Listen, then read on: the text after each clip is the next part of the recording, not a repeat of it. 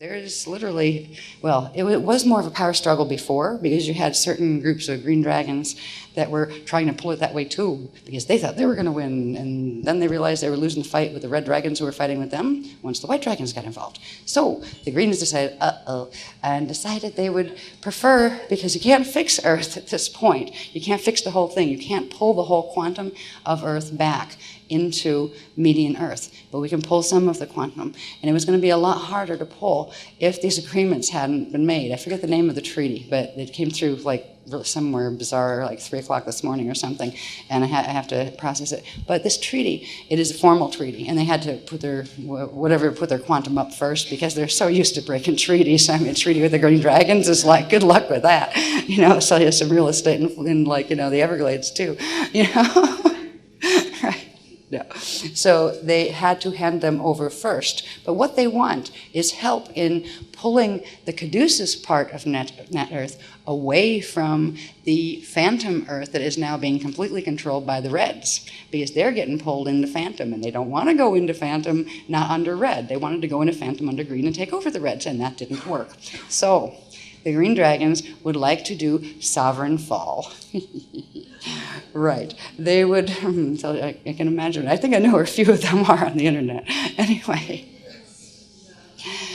Anyway, their sovereign fall would require a host, and the fallen Buddhara groups who did do Christ fall and who accepted a host, that they are a fall matrix, but they are doing it under Christic, you know, under the Christic laws of energy and with Christic principle. It's a last chance space. So they could finish, the Buddhara have their system, and they've had it for ages and ages, for like literally eons since their fall, and they're not afraid of going back as space dust, because they understand the whole process. They bring these teachings back in, so people can understand that even if it gets to a point where you might not be able to do a full ascension anymore, you still go home.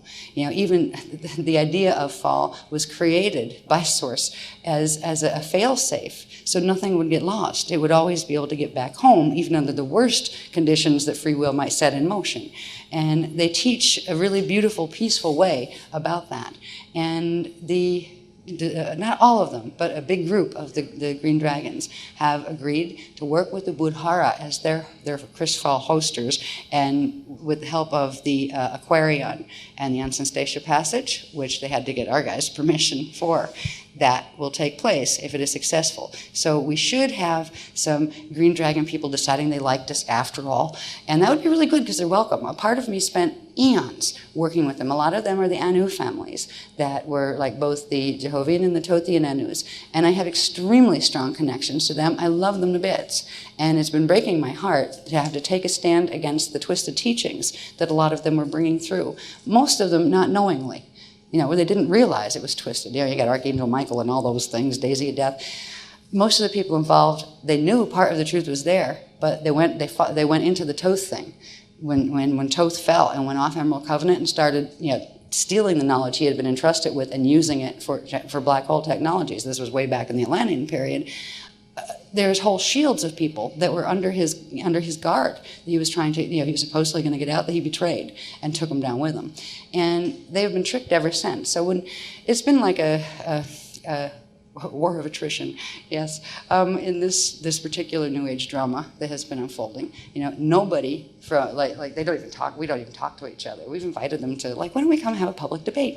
They won't even listen. So it's like, okay, but some of these guys are going to be coming back, which means some of their higher consciousness levels, their God selves levels and things, are going to gently, doesn't mean they'll always agree, because they'll always, you know, as long as they stop whining, because they tend to whine a lot. You know, there's a particular green dragon whine thing that's about, well, why isn't it free? Or I'm special, so I should have it better than everybody else. Well, I shouldn't have to do that. Somebody should do it for me. Can't I call an angel? I mean, they do all this stuff. You know, it's like, get a grip and take responsibility, please, for your own thing. They want somebody else to do it for them, basically. You know, and it's always nice to have maid service. They've got pretty good maid service here.